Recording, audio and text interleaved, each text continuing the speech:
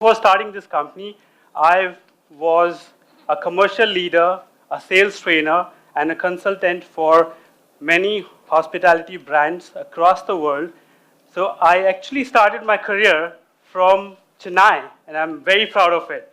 So I worked in South India for the longest time before handling the whole of India and the Southwest Asia before moving to Africa with Intercontinental Hotels Group. Then I have handled portfolios in Dubai and then moved to Singapore, handling the whole of Southeast Asia.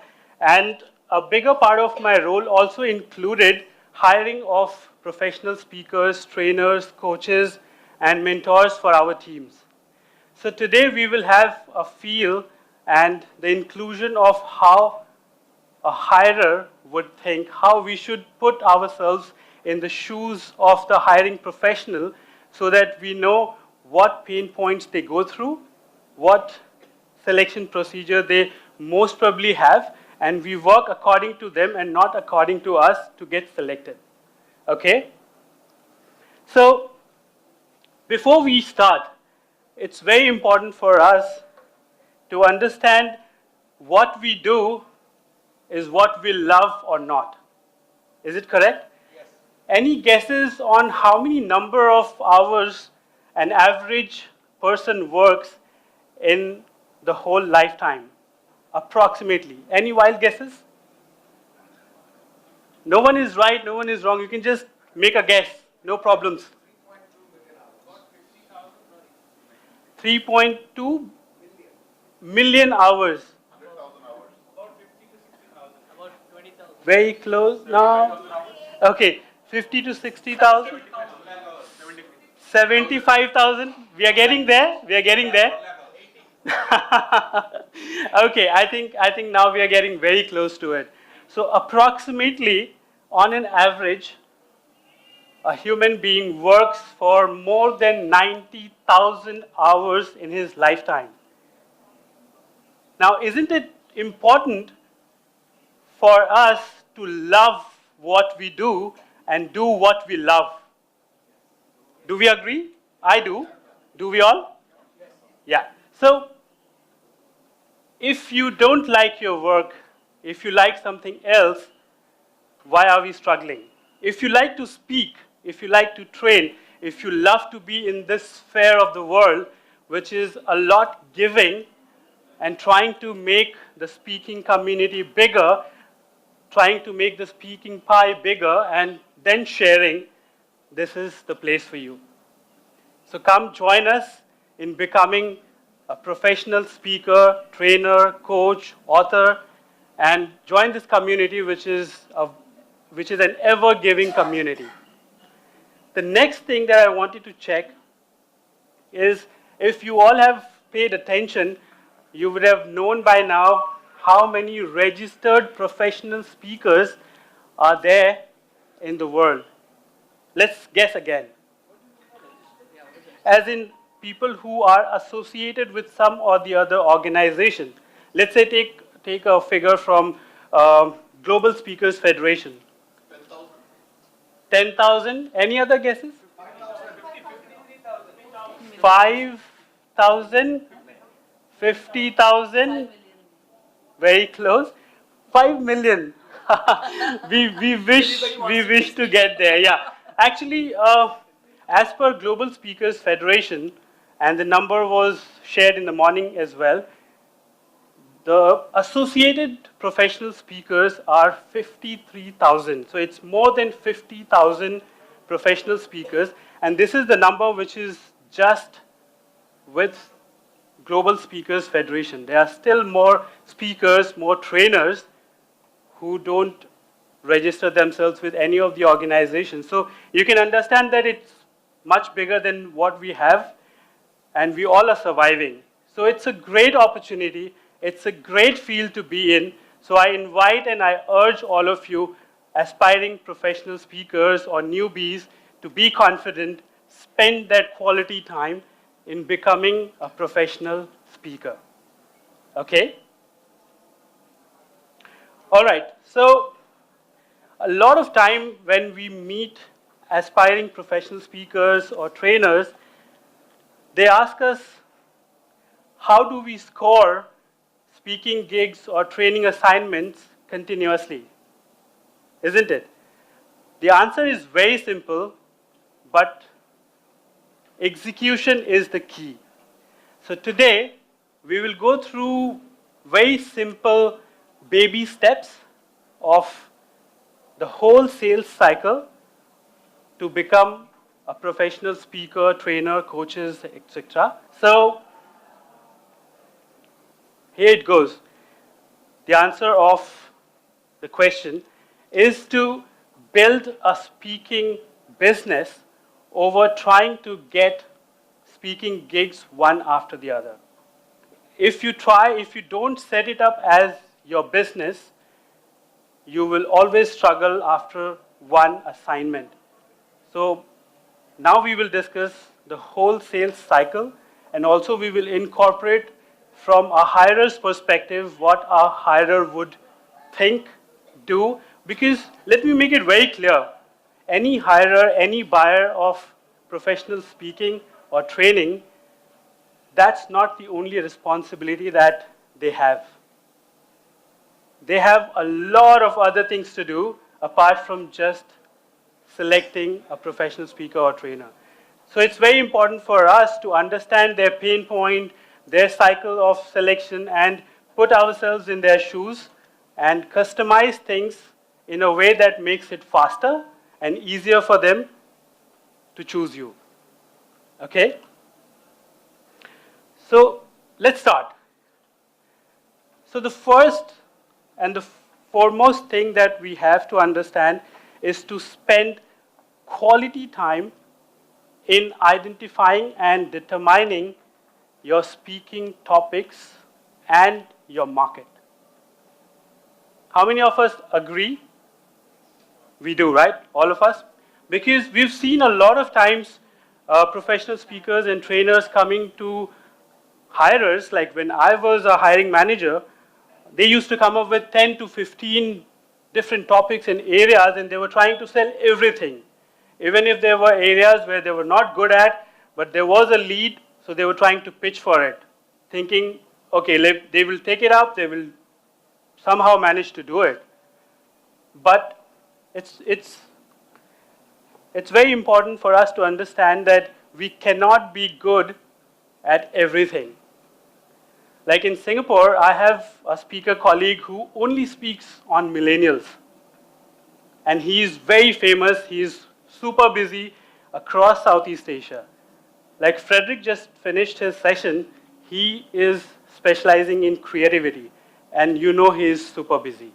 So it's important that you keep 1 or 2 topics rather than keeping 5 or 10 topics in your kitty and trying to sell everything. In that way, you will not be the master of any one topic. You won't be identified as an expert.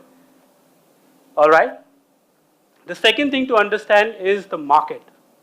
The market could be industry, it could be the region, it could be the age group. So we have to identify and understand where is our focus, where is our target going to be. It could be like, for me, I specialize in sales, and to even be more precise, I specialize in service and hospitality industry. So I don't deviate much from this arena, and that's how I get good leads to work on. Now the next could be like millennials. It's an age group. So there are speakers who only speak on millennials. You have to identify what age group suits you, and when you market it, when you advertise it, you will have to keep those things in mind. So it's very important for you to understand what is your market. Even the region, let's say in Chennai or Tamil Nadu, if an aspiring speaker wants to start from Chennai or Tamil Nadu, then focus on this area first and scale it further. Don't try to do it all over the places so that your focus, your marketing, your automation, your artificial intelligence will be all haywire. So consolidate it in one direction and then scale it once you are successful in one region. All right? We agree? Okay, let's make it more interactive so that if there is any questions, please ask. And we shall all together answer and learn from each other. Okay? We are game for it? Yes. Okay, thank you. The next thing is to start working on your digital image. We've been learning since morning how digitization, how artificial intelligence has taken shape and it's taking roles of many people. So it's equally important that after selecting your best topics and your market, you start to create your digital presence, your online presence, because that's the fastest way of spreading your reach. That's the best way of reaching out to people, your prospects, in the most least possible time. And in terms of doing that, the first thing that we suggest is to have a fantastic targeted website, whether it's a speaker's website or it's your company website which has got speaking and training both, or multiple of these areas if you do. Your social media channels, your YouTube channel, it should be spick and span. There should be some visibility out in the market. Even if a hirer gets a recommendation from someone else or finds you online, the first thing that he or she would do is to go online and check you out. So it's very important that you have to build that first level of trust through the digitization medium and have good pictures, good video or text testimonials, good demo videos and stuff, which makes you look more credible. Any questions so far? No? Yeah. So you said should have a fantastic targeted website. So what do you mean by targeted website? Like, of course, let's say, as I said, you need to have an identified topic and area and market. So your topic is your target. So when you are building a website, just don't try to put everything there. Because when you build your website, you'll put your catalog, right, of topics, your services. Don't try to put many things over there. Just put what you're targeting at, what you are confident of, and what you can deliver to the best. So I meant targeted website based on that. Yeah, just don't dump everything, just copy paste from everyone's website and dump it in your website. That's not going to work. People will understand, a hiring manager will understand that this is copy pasted. Because you cannot be a master of many things. Yeah. Might be a question ahead of time. Yeah. But generally, in your experience, you hire a professional speaker. What is the preference of the core professional speaker doing only professional speaking, or someone who is into training, consulting, and speaking, all put together? So, is there any particular preference that you see? speaker? It's a good question, and thank you for that. See, as a hiring manager, I don't care if you're doing training, you're doing speaking, or you're doing coaching, as long as you are in one direction. Let's say, for example, what I do is sales training, I do sales speaking, keynotes, and I do sales consulting. So if you go to my website and see, I have 3 pillars. One is training, the other one is commercial consulting, and the third one is commercial outsourcing. So what I train is what I do. What I do is what I train. So it keeps me also updated on a day-to-day basis. If there are new things coming in the market, I update it to my training materials, and I update it vice versa to my consulting part as well. That is from the provider point of view. From the hirer point of view, whether it make any difference. Is a core speaker, let us first give a preference, and then a trainer comes speaker. See, it's more or less the same. You are training. Speaking is a shorter time engagement. Training. Why I asking this question? Just sometime back Frederick mentioned he is only focusing on speaking.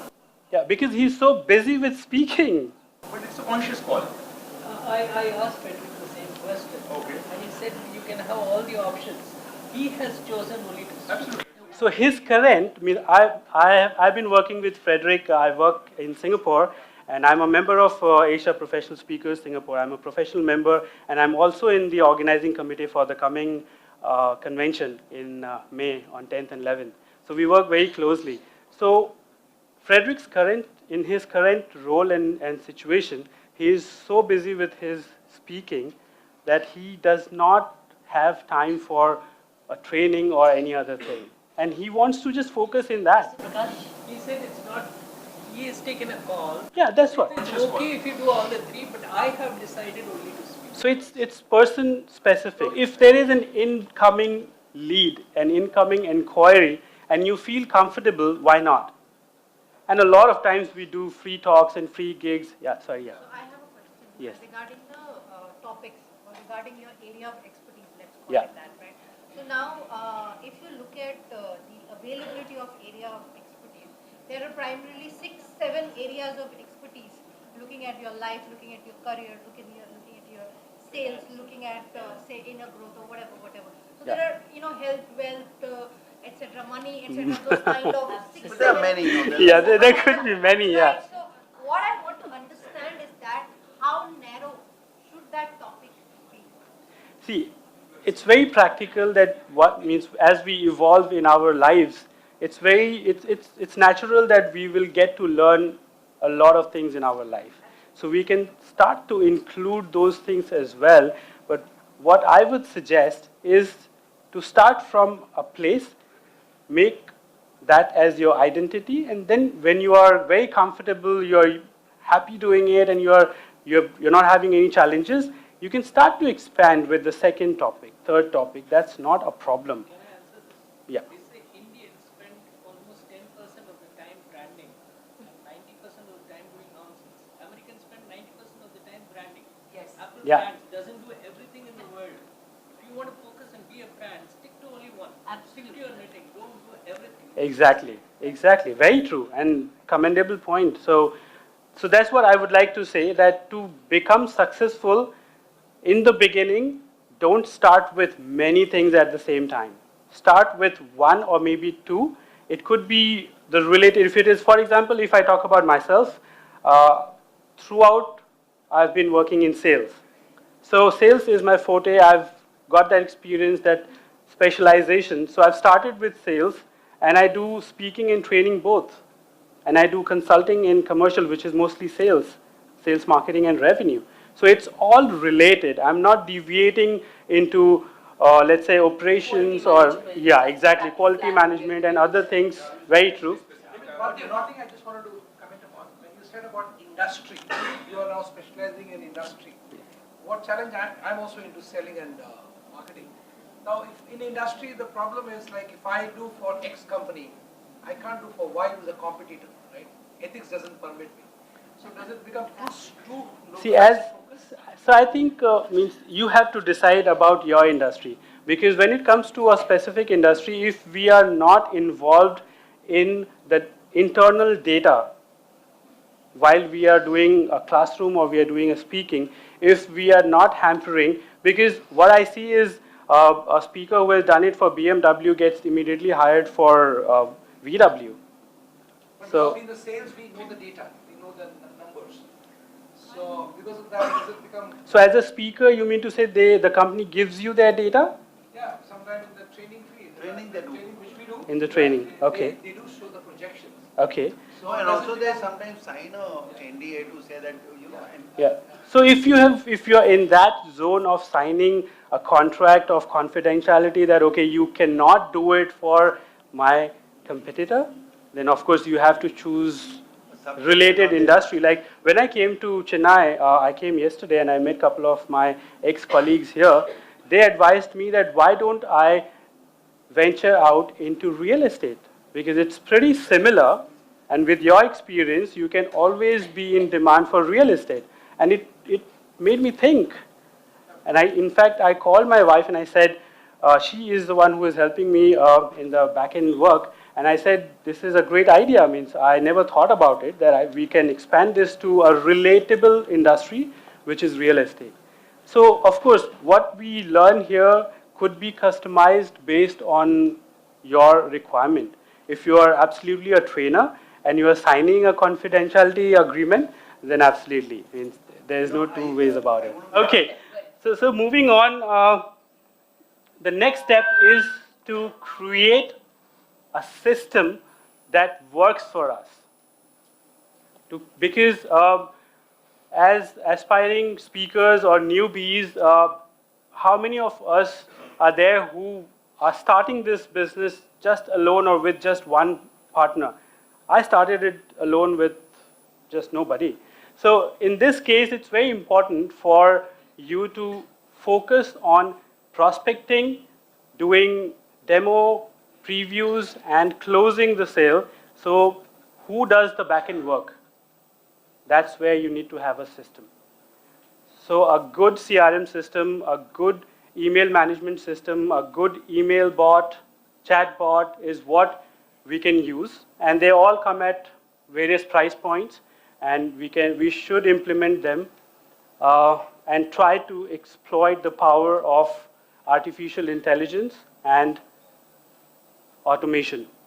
So there are CRM softwares in the market which can do end-to-end solution for a speaker or a trainer. You just import the database, it starts to send emails at various stages, whether it's a cold lead, it's a warm lead, it's a referral lead, it's a follow-up. You can automate your emails, and it goes on its own at the stipulated time that you choose. It can even do your invoice management, your billing management, and your payment collection. It can even suggest about your websites or your speaker's personal website, whether it needs changes or updates or not. So if you get that, it becomes very easy, because then you just focus on doing the real thing. So I heard from someone saying, start presenting. Networking is useless. But I say, start presenting. Networking is useless until you start presenting, until you start converting them into presentations. So for that, you need to have a sound CRM system, a sound email bot system that can help you to do it, and then you just focus on the real work. Can you suggest some? Okay, so I can give names. I won't say which one you should buy. You can do a research. So there are quite a few good CRM systems like Infusionsoft, Salesforce.com, Karma, Rainbow. There are quite a few CRM systems that you can see which suits. Sorry? I use GetResponse and I'm very happy with it. Okay, so I think Infusionsoft has got all these features which can automate your emails, can do follow-ups for you, can even suggest what changes do you need to make in your website or your responses, and even can do your billing and payment system. Infusionsoft. Yeah. So you can research on more other CRM systems which suits you based on the pricing, and you can go for it. Okay? Now you need to have a list of your databases, your NGOs, your corporations, your associations, everything ready, which you need to plug it into your CRM system. And start to contact them. You can even automate that system, as I said, and there is a company in Singapore called Sales Whale. There are a few more companies in US and other parts of the world which are good in email bot system. So it acts as an artificial intelligence. It acts like a team member. It qualifies all the leads, fixes appointment, and then gives it to you for a face-to-face interaction and negotiating and closing the deal. So you can go for even that. Sales Whale. It's a Singapore-based company, but there are companies in US and other places which are equally famous. Yeah. So in fact, when you start prospecting, you can use another tool called YAM, which is yet another mail merge. Yeah. So when also before, if you have not decided on your CRM, you should have your databases on your Google Drive, and where you can access it from anywhere and everywhere, and you can do things whenever you have time.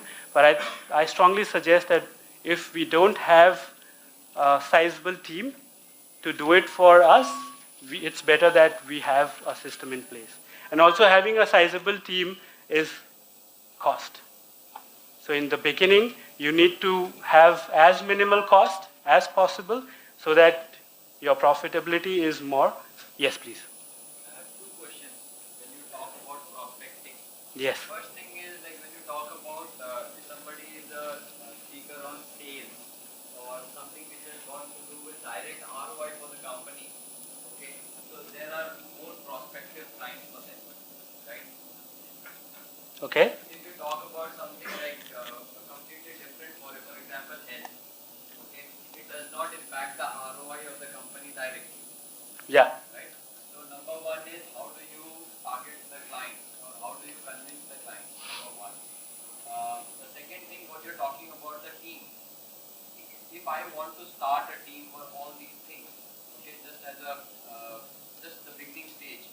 So what kind of people would you suggest me to hire from which areas to help me out with these things? Like a team of what content writers or an IT person or I mean whatever question mark is.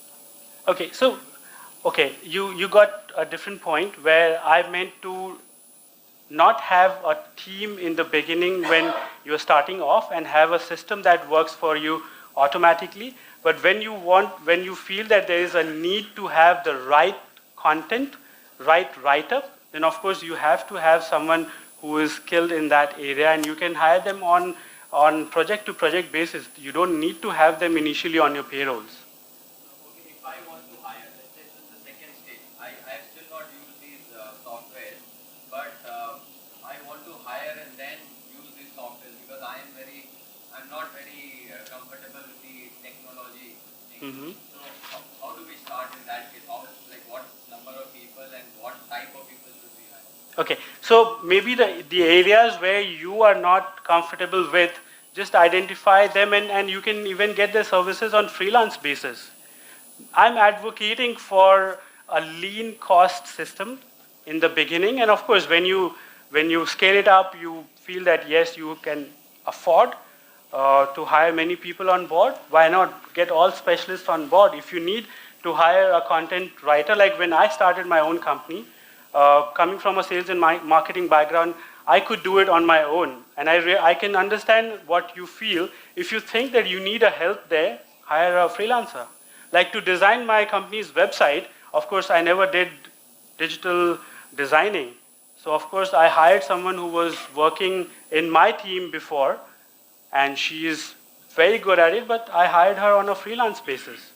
So I don't need to hire on a full-term basis. Then interns, you get them quite. Yeah, there are interns who are very good. Internshala.com is very good. Yeah. They're One mental. Yes. what about logo, brochures, designing?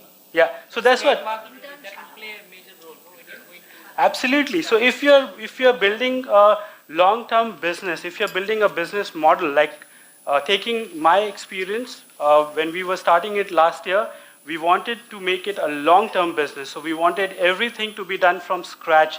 So we were spending whole nights because we were in different time zones. My designer was in India and I was in Singapore. We used to catch up at like 2, 3, 4 a.m. in the morning over Zoom call or Skype call, and then we went through a lot of such changes that we started with a few logos and then changed, evolved, and finally came to what you can see it here. So yeah, so there are areas where you will have to hire, just a minute, where you will have to hire experts and do it on a freelance basis. All right, so moving on, the next very important point is to implement partnership or collaboration. It could be a referral partnership, it could be an affiliate partnership, it could be a profit sharing partnership, because then you tap on the shoulders of each other to expand your reach, to expand your visibility and get more leads, more business. And of course, that's how you expand with organizations who assist you in getting business. right? So collaborating with these organizations, collaborating with your fellow speakers and trainers is always the best thing. Like in the beginning, we discussed that if you do one topic and someone is asking you for something else, rather than doing everything on your own, it's better that you have a referral partnership collaboration, that you earn something out of it, but you still give value to your client, that you get them the best speaker or the best trainer for that subject, rather than losing your face value in front of them, saying that, okay, he couldn't do a good job. Right? Okay. So the examples could be right here about, so when we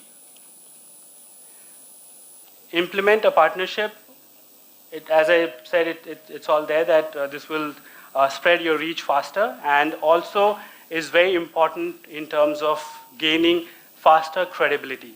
Because word of mouth, or someone who has already been doing it in the market, the trust factor is very, very high. Okay? The next very important point, which was in between, but I wanted to make it a separate point to ensure that we all understand the importance of it, is to increase your visibility or awareness in the market.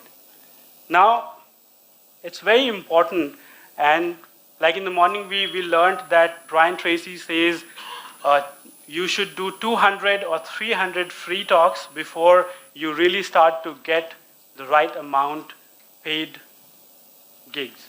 And also, before getting selected as a hirer, I would want to have a preview from the speaker or the trainer, so that tomorrow, because I'm answerable to my company about the expenses that I incur.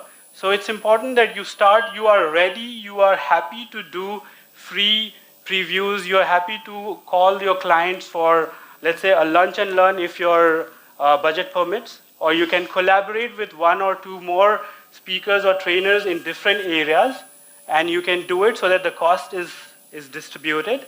You can call them, like in Singapore, what we do is we take up a space in our co-working spaces on one of the Fridays or Mondays, and we invite them for a light lunch and learn session. So it could be 2 or 3 speakers with different topics, so that there is no clash of interest with the client, and then we do a preview, we network with them, and then we source out leads from there. Make sense? Yeah? Source out leads from them. Yeah. Because I'm saying that if you're doing it in collaboration with 2 or 3 speakers or trainers who are in different specialities, it's not intersecting your interest, but your cost is low. And it's even an added value for your client to come and attend, because they're in one platform, they're going to get 3 previews or 2 previews, right? So try to give first and then take. So that's why I name it as FGTT. That's my own acronym. So first give and then take. Okay? The next is to research your market, to price it right. It is very, very important. By now, you've already done a lot of work. You have spent time and money in setting up your speaking or training business. So I'm sure you would not want to leave money on the table. Rather, you would not want to lose a right prospect, a right business. So it's very important, the market that you have targeted that we discussed in the beginning, you research about the ongoing price in the market. Like, for example, when last night I was trying to inquire to discuss in this forum about a speaking session, I could understand that a beginner could, in India, in this part of the world, probably should start with, there are trainers and speakers who even quote 10,000 rupees, but I think it should be around 25. And it can go up to 2 lakhs to even 5 lakhs for in-demand speakers and trainers. So it's absolutely, absolutely important. And that's why this community is super good to share what they have been going through, what they have been charging, and price it right. And you have bureaus who can help you understand what is the right price for your market. and for your experience, for your specialty. In India, which is the bureau? Sorry? In India, which is the bureau where we can find out the right timings for our segment? So, in India, if there is no bureau, then it is this community, that you have to be a part of this community and understand from each other, so that you know what's Can I what's ask going this on. question? You need to have that confidentiality clause with your clients not to disclose your rates in the market, because there could be at times that you may have series of gigs which you would want to price it nominal, but it's a volume business. There could be one-time gig which you would want to price it high because you're busy. So it's always important to have that confidentiality factor with your clients, that mutually not to reveal the rates that you're charging to them. All right? Thank you so much. Okay. Now, congratulations. You have reached to the day of your speaking. There are things that you could do on this day as well, because you have gone through the whole process. Now you're doing the delivery, which is very, very important. You're doing your speaking, you're doing your training. Yet, there is some amount of indirect sales or sales pitch that could be done to get your next speaking gig. So what happens, what you can do here is you can network with the other decision makers. Like if you're working with a corporation, there could be various departments who hire speakers one after the other. But on the day of delivery, all the department heads will be coming and attending your session. So you can network with them and you can pitch for your sessions. You can pitch for your second best topic that you have in your kitty. You can include indirectly, this is what sometimes I do. You can indirectly speak about your second topic or your second training in a way that it blends with your current presentation, yet it adds value and it gives them a feeling that, oh, this is what I need. So once you've done that, they call you for the next speaking session. So it has to be very, very strategically incorporated into your current topic, which is called indirect marketing. So you can do it on the day of your speaking session. Now the next is post-speaking session. A lot of us, what I've seen, fail to execute mostly in this area. You have finished your speaking gig, you have finished your training, and then you have not connected with your client maybe for 2 weeks, 3 weeks, 1 month, and when you think that there is a need to get another gig, you're just trying to reconnect.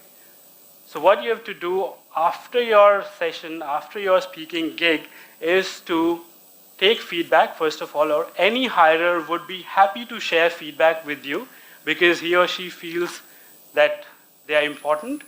You can ask for a video or a text testimonial, which becomes your credibility for other clients in the market. You can even reach out to their competition when there is no clause of not working with the competition. Okay, so let me make it very clear. So you can expand your market like this, and you can even after the post-speaking session, you can even offer your second best topic or the training that you do, which is related in the same field. So please do this step. The next thing is to repeat the whole process where you have to keep improving your digital image, because by now you have concrete information on how to do business, where to price right, who to prospect, how to reach, who is the end client, who will buy, who will not buy. Now is the process repeating where you have to enhance your presence. So the live demo videos, the live content, something which is relatable to the company, which is informative, start posting it on your social medias and keep prospecting, of course, that goes without saying. The next step is to enhance the process. Now the whole cycle, the whole sales cycle, the baby steps have been completed. You've got some business, you've got some success. What next? Otherwise, if you don't enhance your process, you will just be stuck in the same place. And a lot of us were asking about the questions that why can't I do something else or just be specific to one topic. So that's where you can enhance your process here, that you, of course, uploading your videos, you're deploying your AdWords to improve your search abilities, your target publicity. Now it's very important. You've already done some business. Try to get some publicity done as well.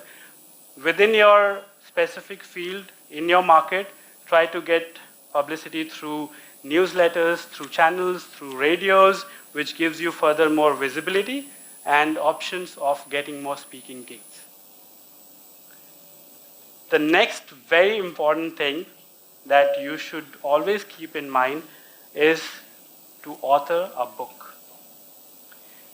So someone very interestingly told me, before you author a book, you are a commodity. Once you author a book, you are an authority.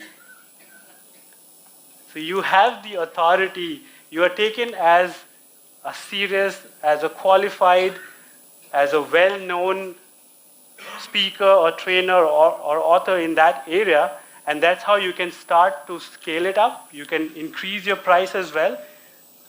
So become an authority rather than becoming a commodity. Okay, any questions so far here? See, I have a question regarding the positioning ourselves. So I'm an IP lawyer. Basically, I run a firm myself. The firm covers everything, trademarks, copyright, because I'm specialized in trademarks and copyright, but the other works I do through my external consultants. Okay. So when you position ourselves speaker, and do you recommend that I should take, because I do speaking only in trademarks and copyright, do you recommend that I should take it out of my company blog, a company website, and do have a separate speaker website only for these two subjects? For yourself, right? Yeah, so absolutely, you can have a separate speaker website because for your topics. When somebody goes to my website, they see everything. Yeah, it becomes too much. Yeah, it's the complete IPR things. But that's mostly done through consultancy. But my core area for the last 15 years is brand and copyright. You can build your individual brand with your name. May I have your name? Sunil. So maybe suniljose.com. You can have your individual speaker's website, where you only customize it based on your favorite and best topics. My clients who are already my clients through my legal work, they may not relate with you, right? Because if you take it out, that's what my worry. So you mean to say the marketing part of it, that you want to be known in the market? Yes. So you have to do your marketing for that website and that speaking separately. Yes. So that's you prefer. Yeah, absolutely. Or you are doing sales and only in hospitality, right? So I do sales in service and hospitality industry. So in your website, you consultants, everything is related to hospitality. Right? Yes, correct. So the speaking is also in that. Speaking is, so when it comes to motivational sales speaking, then it becomes a little open. But when it comes to the sales training, then it's more with service industry and hospitality. So you started like that. Yes, absolutely. Yeah, very strategic. Yeah. Any other question? But on your name, you can have only one website. But you are going for second best topic. No, but you have a company website. I have a Yeah. company. So he has a company website. Now he wants So to. it's not in my name, it's in the company's name. It's in the company name. Yeah. Sorry? He's going for an individual. Yes, individual speaker website with his niche, with his specific topic. Yeah. Any other questions? Okay, so we keep few minutes for question answer sessions. I mean, as you are also a sales trainer, have you looked at the remuneration of increased sale and commission on that? Increase sales with the company. Yeah, like when you download a selling program, and then you have a remuneration structure wherein you ask for a percentage of increased sale and turnover. From the company? Yes, you can. So not every client will agree to that, but it's your offer. So you can give them options and let them choose what they want to pick and choose, but not every client will be, like in Singapore, for example, the PDPI compliance is so strong that the companies will not share their numbers with you ever. Ever. So you will not know whether they did or they didn't, but internally they would know. So in that case, they will not agree on this, but this can work in India.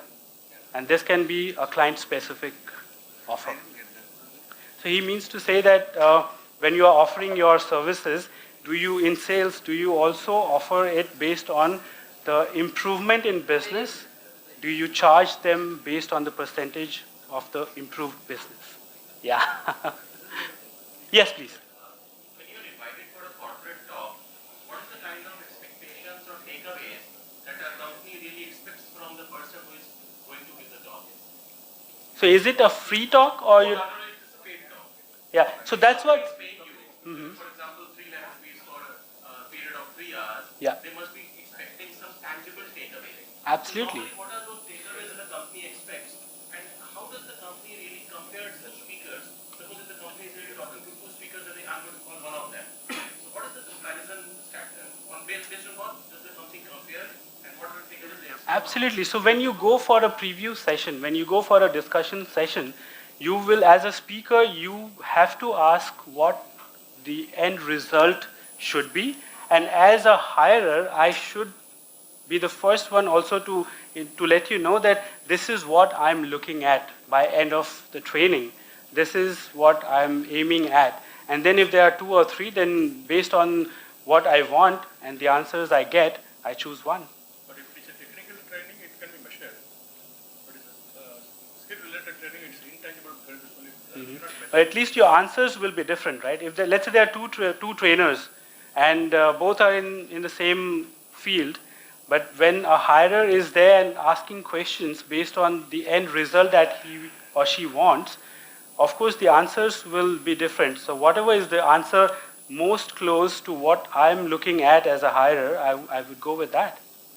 In fact, here, Amit, like I do a program called 10x Sales Booster, where we promise that at the end of the second day of intervention, if you don't earn at least 10 times the cost of the training, we will not take the money. There are many offers in the market. There are many offers in the market. And it actually happens. There are technology available for you to prove the ROI before the participants walk out of the program. This is true. All true. Nothing mumbo jumbo. You Yeah. can actually create sale out of these salespeople who are attending the training program. Absolutely. It's a commitment. So it all depends if the company is flexible enough to share the details with you. Yeah, which is not in all the cases. Yeah. Can you tell me how you started? What was the, I'm trying to understand your goals. When you started off, I suppose, as zero, where you are right now. And what is the time trajectory that is taken to speaker? Okay, see, the first thing first to understand is that what I started in my own company, I've been doing the same thing within the corporation. So I've been doing it for multinational corporations. I've been a commercial leader, which built my credibility, and I've been a sales trainer and speaker within my organization. So I was a salaried employee doing the same thing. What I later did is became independent, started my own brand. And now I'm doing the same thing. So it's nothing that I'm doing very differently. It's just that now I'm independent. Your content remains the same, your expertise remains the same. The expertise remains the same, the experience remains the same, the exposure of various global markets are still with me, no one can take it, right? And the clients as well, yeah, true. So did I answer it? No. You say, for example, you said you work with Intercontinental. Yes. Now, when you work with Intercontinental, I'm not too sure exactly what you were selling. You were selling, you were an internal trainer. You were an internal trainer. I was responsible for sales and marketing, and I was responsible for sales training. So I'm just trying to understand. I think you're wrong, correct me. My understanding is the market that you are addressing, Intercontinental is the internal market, right? You are addressing your staff. You're addressing Your company shop only or as a trainer? your own company. The trainees are from your company. yes, so So I'm just saying that when you come out as an entrepreneur, then you are out there and you're looking for the entire market of this. absolutely. You already have. So I was just wondering, do you already have a database or did you have to create a You have to create a database, of course, because yeah. So you have to create a new database definitely because when you are within a large corporation, you are busy doing it for your own staffs. You're so busy doing it for your own staffs. And when you become independent, you have to build it from scratch. So when I started, I had to do everything from scratch. So, but it was an amazing experience. That's exactly my question. Yeah. You know, like how much time will it take? That's what I was trying to understand. That as a person who, anyways, there are many people here who don't have the sales expertise to start. Hmm. You're a person who had sales expertise. Correct. So I'm just trying to gauge that a person who had sales expertise, who knew the sales process and who knew the advanced technology. Like I'm just trying to get a sense of how much time will it take for you to build your database or how much time will your person will get a decent turnover or Okay, so in terms of fixed length of time, it was for me, starting from creating the brand to building my digital image, which I just shared, to having my database, it took me about 3 months' time. But it was a lot of work. It was day in and out we were working, and we could do this in 3 months' time. Now, I think 3 months' time to set up your system and your database is a good enough time if you're dedicated to do that. If you're not having multiple other responsibilities to do, 3 months is a good time. So when I started with Singapore, followed by Southeast Asia, and then Hong Kong, and now I'm expanding for India market. Yeah. Okay. You Okay. were talking about previews. So suppose if we want to do a preview for a corporate, how would a person go about it? Yeah, so let's say you are in discussion for a lead for a business, and the hirer would ask you to come for a preview. So when you go sit with him or her, you have to take them through the whole journey that this is how I start, this is how I progress, this is how I finish, and this is how I measure. So that's fine, but do you really do actual engagement also like for a small group or something Yes, like yes, that? yes. So, but try to, that's my advice, try to do it for decision makers and influencers. That's more impactful because they are the ones who would decide. If you try to do it for the general mass, it, in most of the cases, it won't end up in confirming a paid speaking gig. Yeah. All right. You guys were highly engaging and entertaining. Thank you so much.